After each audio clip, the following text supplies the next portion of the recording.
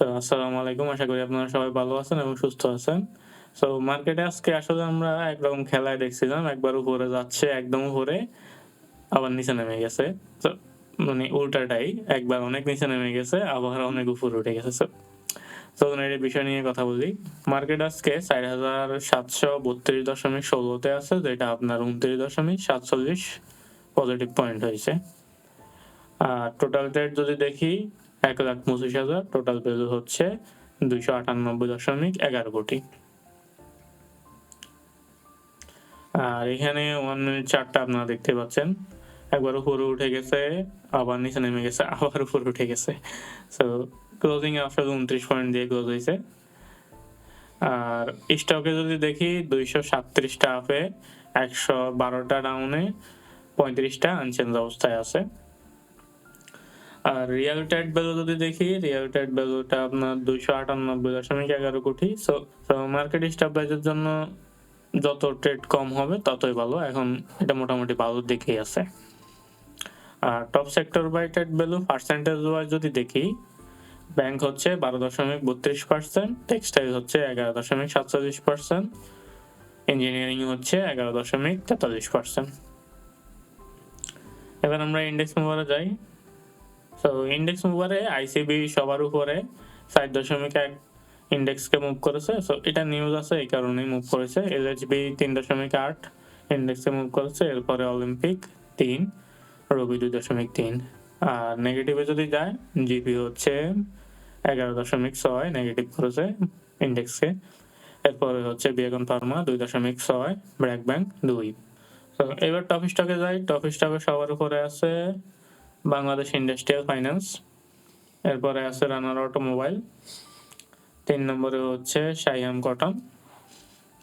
আর লুজারে যদি যাই, লুজারের মধ্যে আপনার শেফহেড ইন্ডাস্ট্রি, এরপরে হচ্ছে সিমটেক্স ইন্ডাস্ট্রিয়ালস, ৩ নম্বরে হচ্ছে ফরেস্ট লাইটিং, টেক্সটাইলের একটা স্টক। এবার আমরা ডিএসইএক্স এ যাই। এখানে কয়েকটা বিষয়। প্রথম হচ্ছে আপনার যদিও দেখা যাবে যে মার্কেটটা নিয়ন্ত্রণ করা হইছে। সো নিয়ন্ত্রণ বলতে আপনার ম্যানিপুলেশন হইছে। সো এখানে আমি বলতে চাই যে ম্যানিপুলেশন হওয়ার পরেও কিন্তু আজকে সামনের দিকে দিনগুলো পজিটিভ হওয়ার পসিবিলিটি আছে। এইখানে একটা সাপোর্ট নেওয়ার চেষ্টা করতেছে। আর আমরা যদি আরএসআই দেখি, আরএসআই উপরে উঠতেছে ২১.৫২ তে। আর হিস্টোগ্রামটা সামান্য একটু লম্বা হয়েছে। তো এখন আপনি বলতে পারেন যে এই খারাপের মধ্যেও কেন ভালো? ভালোটা এই জন্যই যে মার্কেট ঘুরার জন্য পজিটিভ দেখা, অন্তত চোখে দেখা লাগে। তাহলে আপনার ইনভেস্টররা এটা দেখে আকৃষ্ট হয়। না হয় যে আপনার প্রত্যেকদিন নেগেটিভ দেখে যায়, আপনার যে কারো মনে একদম ভয় ঢুকে যায়। সো এটা সাইকোলজিক্যাল ব্যাপার। আপনি মার্কেটে থাকলে আস্তে, আস্তে বুঝে যাবেন। আরেকটা ব্যাপার হচ্ছে এই যে সময়টা যাচ্ছে, এখন মার্কেট স্টেবিলাইজ হচ্ছে। স্টেবিলাইজ বলতে ক্রমান্বয়ে দেখবেন যে কিছু ছোট পরিমাণ নেগেটিভ হবে, কিছু ছোট পরিমাণ পজিটিভ হবে। এভাবে চলতে থাকবে কয়েকদিন। সো এই সময়টাকে আসলে স্টেবিলাইজ বলতেছি আমি। তো এই সময়টায় আপনার আসলে বেস্ট টাইম স্টক কেনার জন্য। তো আপনার ফান্ডামেন্টাল স্টক থাকলে আপনার নিশ্চিন্তে থাকতে পারেন। ভয়ে বিক্রি করার আশা করি কোনো প্রয়োজন হবে না, যদি না আপনার খুবই দুর্বল পরিমাণ ফান্ডামেন্টাল স্টক কিনেন। সো আশা করি আপনি দেখে শুনে কিনবেন। ইপিএস, নেট অপারেটিং কস্ট এগুলো দেখে একটু কিনেন, যাচাই বাছাই করে কিনবেন।